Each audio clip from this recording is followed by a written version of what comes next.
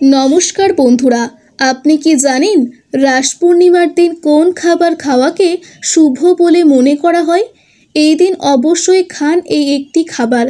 রাস পূর্ণিমা হলো বৈষ্ণব ঐতিহ্যের একটি গুরুত্বপূর্ণ উৎসব, যা প্রতি বছর কার্তিক মাসের পূর্ণিমার রাতে পালিত হয়।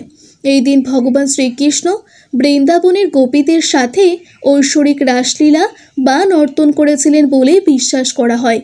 এই উৎসবটি প্রেম, ভক্তি এবং আধ্যাত্মিকতার এক শুভ মিলনকে চিহ্নিত করে এবং এটি ভারতের বিভিন্ন অঞ্চলে, বিশেষ করে নদিয়া, বৃন্দাবন ও মথুরায় বিপুল উৎসাহের সাথে পালিত হয়।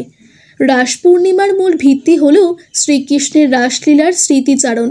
কথিত আছে, কার্তিক মাসের পূর্ণিমার রাতে শ্রীকৃষ্ণ তার বাঁশির সুরে গোপীদের আহ্বান করেছিলেন এবং তাদের সাথে প্রেমময় রাসলীলায় মেতে উঠেছিলেন। এই উৎসবটি প্রেম ও ভক্তির আধ্যাত্মিক দিকটি তুলে ধরে। রাসলীলার মাধ্যমে জীবাত্মার সাথে পরমাত্মার সংযোগ স্থাপন করা হয়, যেখানে জাগতিক কাম প্রবৃত্তিকে পবিত্র ভালোবাসায় রূপান্তরিত করা হয়। বৈষ্ণবদের কাছে এটি একটি বিশেষ গুরুত্বপূর্ণ উৎসব। শ্রী চৈতন্য মহাপ্রভু পরবর্তীকালে এই উৎসবকে আরও মহোৎসবের রূপ দেন। রাসলীলা শুধু একটি ধর্মীয় আচারের মধ্যেই সীমাবদ্ধ নয়, এটি একটি লোকনাট্য রূপেও জনপ্রিয়।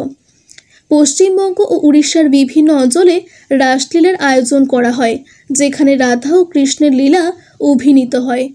রাস পূর্ণিমা পালনের প্রধান কারণ হল শ্রীকৃষ্ণের প্রতি ভালোবাসা ও ভক্তি প্রকাশ। রাস পূর্ণিমার উপবাস 12 ঘন্টা স্থায়ী হয়, সূর্যোদয় থেকে সূর্যাস্ত পর্যন্ত। এই সময়কালে উপবাসকারীরা ভাত, গম, ডাল, শস্য এবং লবণ গ্রহণ করেন না, তবে কেউ কেউ কঠোরভাবে পালন করেন এবং তাদের সহক্ষমতার উপর নির্ভর করে জল ছাড়াই থাকেন। এই দিন কোন কোন খাবার খাওয়া শুভ জানুন তবে।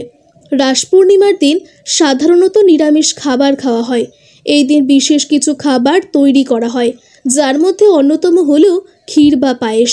চাল, দুধ, চিনি এবং ড্রাই ফ্রুটস দিয়ে তৈরি এই মিষ্টি খাবারটি সবচেয়ে জনপ্রিয়। অনেক অঞ্চলে বিশ্বাস করা হয় যে রাস পূর্ণিমার রাতে চাঁদের আলোয় ক্ষীর রেখে দিলে তাতে অমৃতের গুণ আসে এবং পরের দিন সকালে তা প্রসাদ হিসেবে গ্রহণ করা হয়। সাবুদানা খিচুড়ি। মহারাষ্ট্র এবং উত্তর ভারতের কিছু অংশে উপবাসের সময় সাবুদানা, আলু, চিনেবাদাম এবং হালকা মশলা দিয়ে তৈরি এই খাবারটি ব্যাপকভাবে খাওয়া হয়। ফল ও দুধ। যারা কঠোর উপবাস পালন করেন তারা শুধুমাত্র ফল, দুধ বা ডাবের জল গ্রহণ করতে পারেন। নারকেলের নাড়ু। বাংলায় লক্ষ্মী পূজা বা কোজাগরি পূর্ণিমার সময় নারকেলের নাড়ু তৈরি করা হয়, যা এই উৎসবের একটি অবিচ্ছেদ্য অংশ। রাস পূর্ণিমার দিন পায়েস বানিয়ে ফিনফিনে কাপড় দিয়ে ঢেকে তা চাঁদকে অর্পণ করুন। জ্যোৎস্নার আলোয় যে বিশেষ গুণ রয়েছে তা পায়েসে পড়ে, আর প্রসাদ রূপে এই পায়েস গ্রহণ করুন। এটি রাস পূর্ণিমার মূল খাবার। এই একটি খাবার অবশ্যই খান। মনে করা হয় এই খাবারটি খেলে সংসারে শান্তি ফিরে আসে এবং জীবনে প্রচুর সৌভাগ্য ও অর্থ লাভ হয়। মনে করা হয় এই রাস পূর্ণিমার দিন শ্রীহরি বিষ্ণু স্বয়ং গঙ্গার জলে অবস্থান করেন, তাই এই দিন গঙ্গা স্নান অত্যন্ত গুরুত্বপূর্ণ বলে মনে করা হয়। তাই সম্ভব হলে এই দিন গঙ্গায় যান। এই পূর্ণিমায় উপবাস করা খুবই শুভ। এই দিন উপবাস করলে শত অশ্বমেধ যজ্ঞের সমান ফল পাওয়া যায় বলে কথিত রয়েছে।